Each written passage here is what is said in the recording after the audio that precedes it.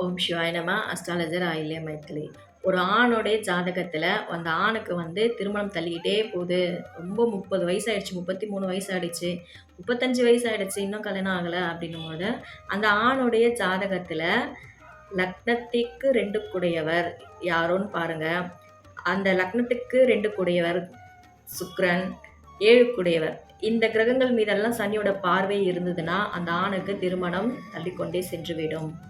So இதெல்லாம் நிறைய check பண்ணலாங்க. மேஜராக ஒரு ஆணோட ஜாதகங்களில் கெடக்கூடாத கிரகம், சனி பார்வையை வாங்கக்கூடாத கிரகம், மேஜரான கிரகம் எதுனா சுக்கிரன் தான்.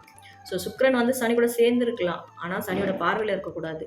ஸோ சனியோடைய பார்வையில் இருந்தாலும் சரி, இல்லை சனியோட ரொம்ப நெருக்கமான டிகிரியில் இருந்தாலும் சரி, அந்த ஆணுக்கு திருமணம் தாமதப்படும். இது குறிப்பாக பார்த்தீங்கன்னா சூரியனுக்கும் சுக்கிரனுக்கும் இடைவெளி ரொம்ப அதிகமாக இருக்கும். 40 டிகிரிக்கு மேலே இருக்குது அப்படின்னாலே அதுவும் ஒரு முதன்மையான ஒரு காரணமாக எடுத்துக்கொள்ளலாம்.